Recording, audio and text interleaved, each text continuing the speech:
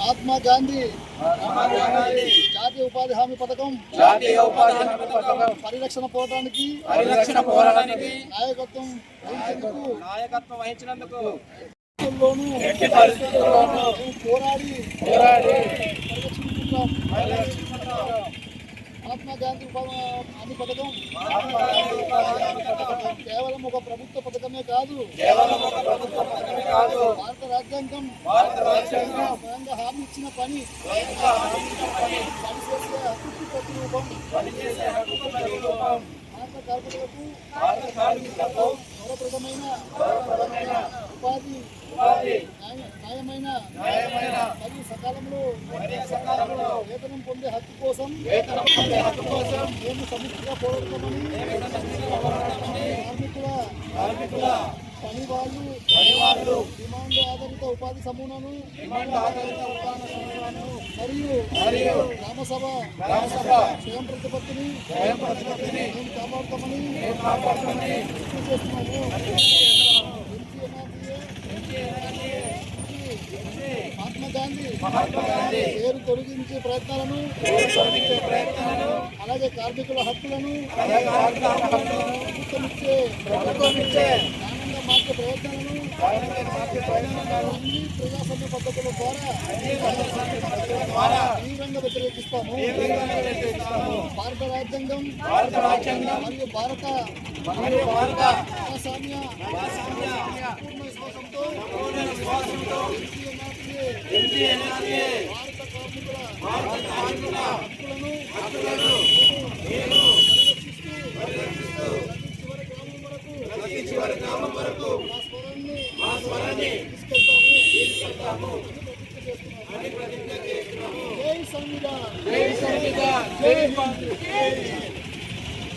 అల్లూరి సీతారామరాజు జిల్లాలో ఐటీడీఏ ఎదురుగా జాతీయ కాంగ్రెస్ పార్టీ చేపట్టినటువంటి నిరసన కార్యక్రమానికి హాజరైనటువంటి కాంగ్రెస్ పార్టీ పెద్దలందరికీ కూడా పేరు పేరున హృదయపూర్వక నమస్కారాలు తెలియజేసుకుంటున్నాను.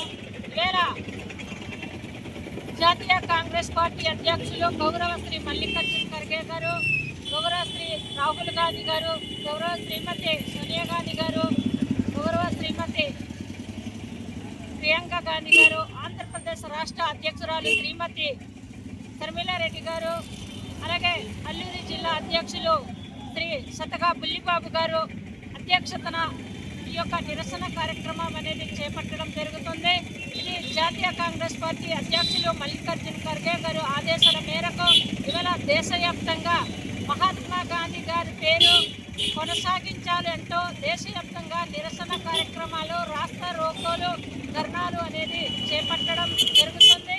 ఈ యొక్క నిరసన కార్యక్రమానికి ముఖ్య ఉద్దేశం ఏంటంటే ఆనాడు కేంద్రంలోనే కాంగ్రెస్ పార్టీ ప్రభుత్వం అధికారంలో ఉండింది. ఆ రాజు మరొక గౌరవ శ్రీమతి సోనియా గాంధీ గారు అధ్యక్షతన ఈ యొక్క మహాత్మా గాంధీ జాతీయ గ్రామీణ ఉపాధి హామీ చట్టాన్ని ప్రధానమంత్రి అయినటువంటి మన్మోహన్ సింగ్ గారి ఆధ్వర్యంలో ఈ యొక్క ఉపాధి హామీ చట్టాన్ని 2005 సంవత్సరంలో ప్రారంభించడం జరిగింది. ఈ ప్రారంభానికి ముఖ్య ఉద్దేశం ఏంటంటే గ్రామీణ ప్రాంత ప్రజలు వలసలుగా వెళ్తుంటే వాళ్ళ యొక్క కుటుంబం కానీ ఆ ప్రాంతం కానీ చాలా అతలాకుతలమయ్యే పరిస్థితి ఉంటుంది.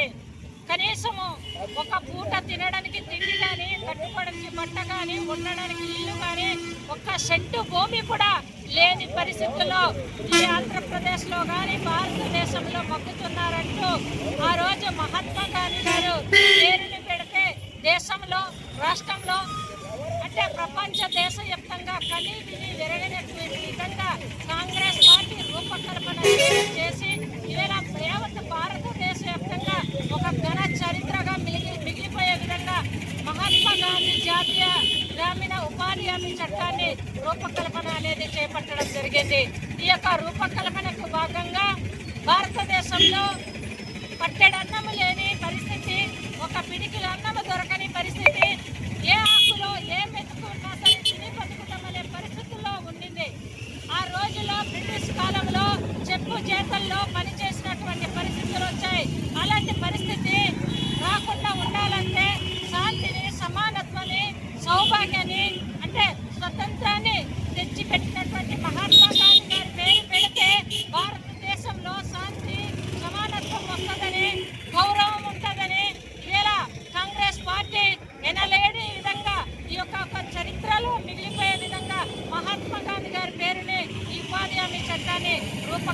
చేసింది. అంటే ఉపాధి హామీ చట్టం అంటే ఒక పని చేయడమే కాదు, భారతదేశాన్ని గౌరవంగా సగర్వంగా రోడ్డు మీద తిరిగే హక్కుని, ఒక పని చేస్తే దానికి గౌరవంగా లబ్ధి పొందే విధంగా బాధ్యత చేపట్టారు. ఈవేళ ఉపాధి హామీ పని అంటే ఒక పని కూలికి వెళ్తే 100 దినాలు కూలి కల్పించింది కాంగ్రెస్ పార్టీ. 100 దినాలని 150 రోజులు కూడా చేసింది కాంగ్రెస్ ప్రభుత్వం. ఈ యొక్క 150 నుండి 250 వరకు కొనసాగించడానికి కాంగ్రెస్ పార్టీ ఆమోదిస్తే ఈ బీజేపీ ప్రభుత్వం ఏమో తుంగలో తొక్కుతుంది.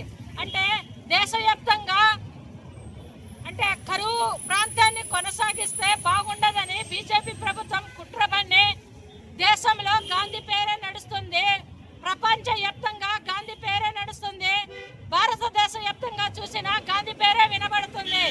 అంటే గాంధీ అంటే ఈ బీజేపీ ప్రభుత్వానికి కానీ ఆర్ఎస్ఎస్ కానీ నచ్చదు. గాంధీ అనే పేరు బీజేపీకి నచ్చని పదం. అంటే గాంధీని పేరుని తొలగిస్తే కాంగ్రెస్ పార్టీలో భారతదేశ వ్యాప్తంగా ప్రజల గుండెల్లో నిలిచింది కాంగ్రెస్ పార్టీ. అంటే జవహర్ లాల్ నెహ్రూ నుండి ఇప్పటి వరకు ప్రధానమంత్రులుగా ముఖ్యమంత్రులుగా భారతదేశంలో ప్రజల గుండెల్లో ఉన్నది గాంధీయే, ఇంకా ఎవరు కాదు. అంటే గాంధీ పేరు అందుకే తొలగిస్తున్నారు. ఇలా మహాత్మా గాంధీ పేరు తొలగించడం అంటే ఊరికనే కాదు, అంటే రాహుల్ గాంధీ గారి కుటుంబాన్ని తుంగలో తొక్కుదామని ఒక భావజాలాన్ని తీసుకొస్తూ ఈవేళ బీజేపీ ప్రభుత్వం ఈ నిర్ణయం తీసుకుంది. అంటే గాంధీని తుంగలో తొక్కితే, గాంధీని తుపాకీతో కాల్చి చంపితే మన రాహుల్ గాంధీ గారిని తుపాకీతో కాల్చినట్టే. అంటే భారతదేశ ప్రాంతంలో ప్రతి పౌరుడికి అంటే గాంధీ కుటుంబాలందరికీ తుపాకులతో కాల్చి చంపినట్టే అని మేము భావిస్తున్నాం. ఆనాడు శ్రీమతి సోనియా గాంధీ గారు చేసినటువంటి సవాలుని ఇవాళ బీజేపీ ప్రభుత్వము ఒక్కొక్కటిగా దాన్ని అనుభవించి ఉన్నారు. అంటే భారతదేశ ప్రజలకు ఎంత శ్రద్ధతో భక్తితో ఆశ్రయంగా ఇవాళ తీర్చిదిద్దింది శ్రీమతి ఇందిరాగాంధీ గారు, శ్రీమతి సోనియా గాంధీ గారు, ఆ రాహుల్ గాంధీ గారు, ఇప్పుడు ప్రియాంక గాంధీ గారు. ఇది చేపడితే మేము ఇంకా ఎక్కడ అనగారిన ప్రజల్లో అనగదొక్కుతున్నారు మమ్మల్ని బీజేపీ అంటే అని భయపడుతూ భయభ్రాంతులకు గురి అవుతూ ఈవేళ గాంధీ పేరుని తీస్తున్నారు. గాంధీ అంటేనే అనగారిన ప్రజలు, సత్యము అంటే సత్యము వినాలి, అంటే చెడు వినకూడదు, చెడు మాట్లాడకూడదు అని గాంధీ గారు ఏ విధంగా మాటలు చెప్పారో ఈవేళ గాంధీ మాటలని తుంగలో తొక్కాలని చూస్తున్నారు. ఈవేళ భారతదేశ ప్రజల్లో ఉమ్మేసిన తుమ్మేసిన తగ్గేసిన మహాత్మా గాంధీ గారు తుడుచుకొని మరి ఈవేళ భారతదేశ ప్రజల కోసం అతను ఆత్మని కూడాను బలిదానం చేసుకున్నటువంటి పరిస్థితి ఉంది. అంటే బీజేపీ ప్రభుత్వంలో ఆర్ఎస్ఎస్ వాళ్ళు చెప్పు చేతల్లో ఇవాళ సమమైనటువంటి మహాత్మా గాంధీ గారు ఉన్నారు. అలాంటి మహాత్మా గాంధీ గారు ఈవేళ దేశాన్ని స్వతంత్రాన్ని స్వరాజ్యాన్ని తెచ్చి ఈవేళ ఆత్మవిశ్వాసాన్ని ఆత్మ గౌరవాన్ని కాపాడినటువంటి మహాత్మా గాంధీ గారి కుటుంబాన్ని ఇవాళ సర్వనాశనం చేయాలని కంకణం కట్టుకుంది బీజేపీ ప్రభుత్వం. కనుక ఈ బీజేపీ ప్రభుత్వానికి భారతదేశ ప్రజలు అంటే అనగారిన ప్రజలందరూ కూడా అనగదొక్కుని లేదు, కాంగ్రెస్ పార్టీ ఉంది ప్రజలందరికీ, ఎస్సీ ఎస్టీ బీసీ మైనారిటీలకు నేనున్నానని రాహుల్ గాంధీ గారు జోడో యాత్ర నుండి మొదలుకొని ఈ రోజు వరకు భారతదేశ వ్యాప్తంగా పోరాటం చేసిన నాయకుడు ఎవరైతే ఉన్నారంటే ఏకైక నాయకుడు రాహుల్ గాంధీ గారు మాత్రమే. సత్తా దమ్ము ధైర్యం ఉన్న నాయకుడు ఎవరైతే ఉన్నారంటే రాహుల్ గాంధీ గారు మాత్రమే. దానికి బీజేపీ ప్రభుత్వం ఏ మాత్రం కూడా సాటి రాదు అని తెలియజేస్తున్నా. ఇవాళ బీజేపీ ప్రభుత్వాన్ని పార్లమెంట్ లో నరేంద్ర మోడీ గారిని అమిత్ షాని అత్తలాకుతలం చేస్తుంది. అంటే పార్లమెంట్ లో మాట్లాడుతున్న ప్రతి ఒక్క ప్రశ్నకి వాళ్ళు సమాధానం చెప్పలేక బాధపడుతూ వారు ఇలాంటి ఇలాంటి మాటలని స్వీకరించలేక బాధపడుతూ ఉక్రోషంతో ఉగ్రేతంతో వాళ్ళు ఈ యొక్క గాంధీ గారి పేరు తొలగిస్తే వీళ్ళందరూ కూడా బయటికి వెళ్ళిపోతారు కదా అనేసి ఒక భావజాలంతో మాత్రమే ఈ యొక్క మహాత్మా గాంధీ గారి పేరు తొలగిస్తున్నారు.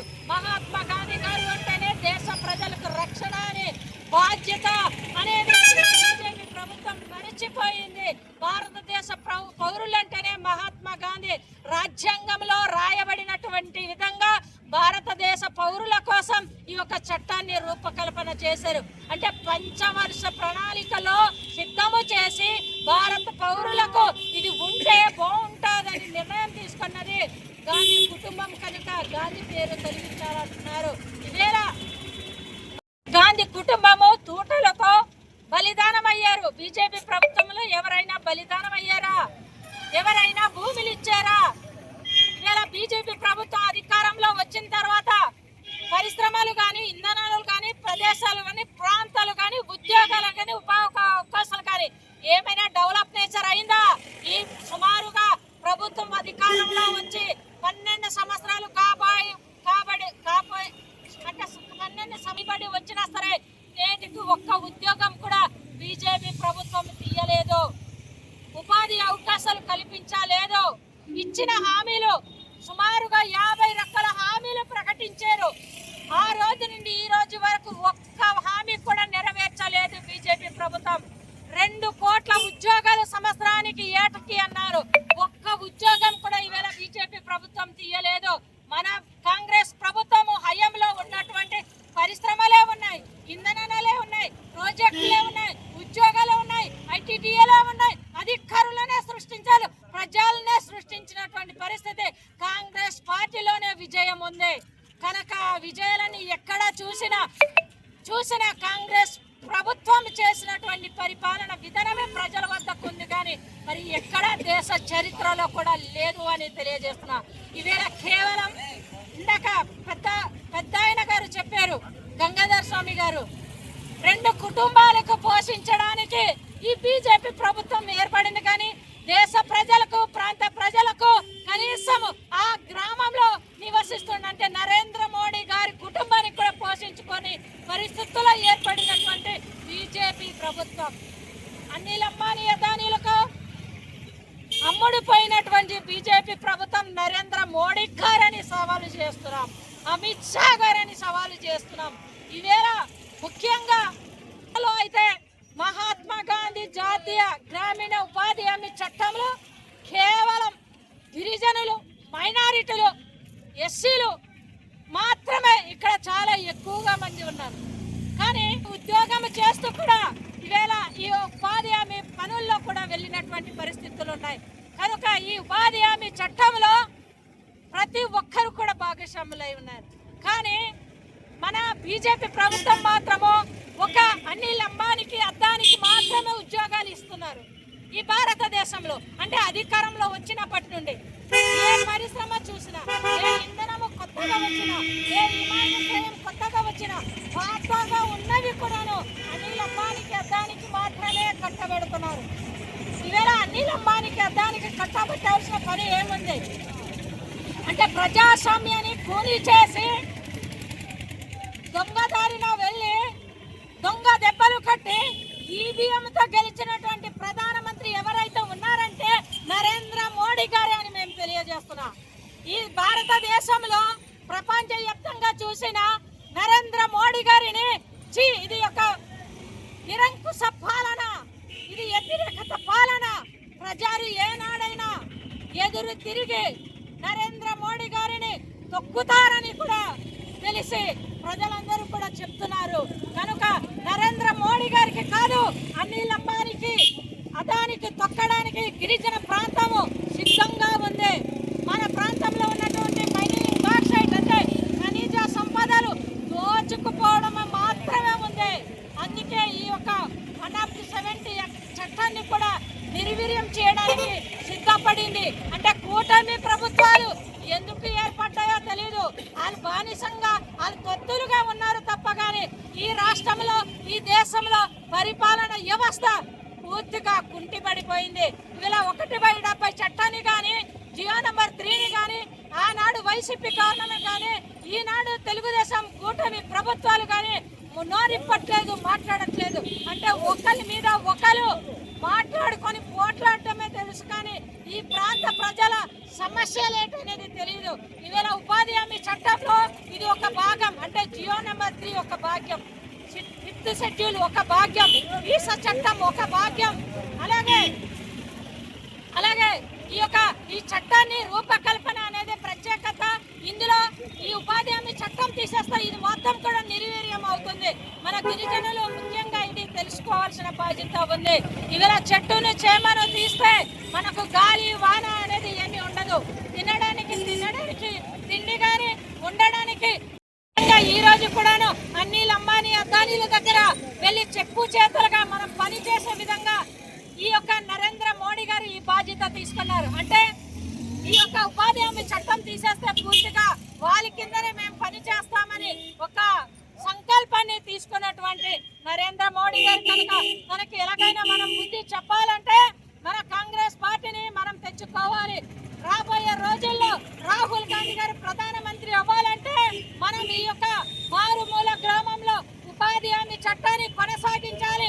మహాత్మా గాంధీ గారి పేరుని కొనసాగించాలంటూ మనం కూడాను ఈ రోజు నుండి డిసెంబర్ 30 అంటే జనవరి 30 తారీఖు వరకు ర్యాలీలు రాస్తా రోకోలు చేపట్టాలి. అల్లూరు జిల్లా వ్యాప్తంగా కూడా ప్రతి మండల లెవెల్లో కూడాను ఈ నిరసన కార్యక్రమాలు చేపట్టడానికి మేము సిద్ధంగా ఉన్నామని డిసిసి గారు ఏదైతే తెలియజేశారో దాన్ని మేము అనుచితంగా మన మండల కమిటీలందరూ కూడా ఏర్పడి మరి ఇన్ఛార్జీలతో మాట్లాడి కార్యకర్తలందరూ మాట్లాడి మరి ఇది మేము సిద్ధం చేసుకుంటామని అవకాశం ఇచ్చిన పెద్దలందరికీ కూడా మరోసారి ధన్యవాదాలు కృతజ్ఞతలు తెలియజేస్తూ ముగిస్తున్నారు. జై కాంగ్రెస్. మహాత్మా గాంధీ గారి పేరు కొనసాగించాలి. ఉపాధి హామీ చట్టంలో మహాత్మా గాంధీ గారి పేరు కొనసాగించాలి. జై కాంగ్రెస్. కాంగ్రెస్ పార్టీ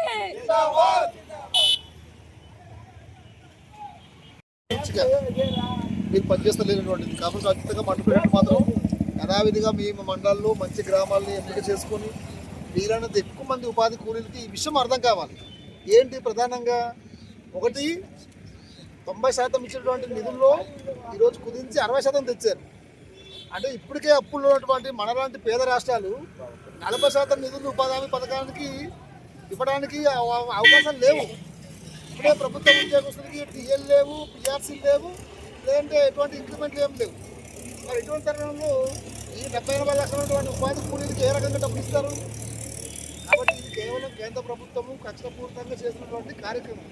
కాబట్టి ఇది మనకు మంచి అవకాశం, కాంగ్రెస్ పార్టీని జనాల్లో తీసుకెళ్ళడానికి మంచి అవకాశం. కాబట్టి ఇది ప్రతి పార్టీ మండల ప్రెసిడెంట్, ప్రతి ఒక్క పార్టీలో ఉన్నటువంటి కమిట్మెంట్ ఉన్నటువంటి నాయకులందరూ కూడా దీన్ని ఒక ఉద్యమంలాగా తీసుకెళ్తే ఖచ్చితంగా రాబోయే రోజుల్లో మన గిరిజన ప్రాంతానికి కాంగ్రెస్ ప్రభుత్వం, కాంగ్రెస్ పార్టీ త్వరలోనే మంచి భవిష్యత్తు సాధిస్తారు.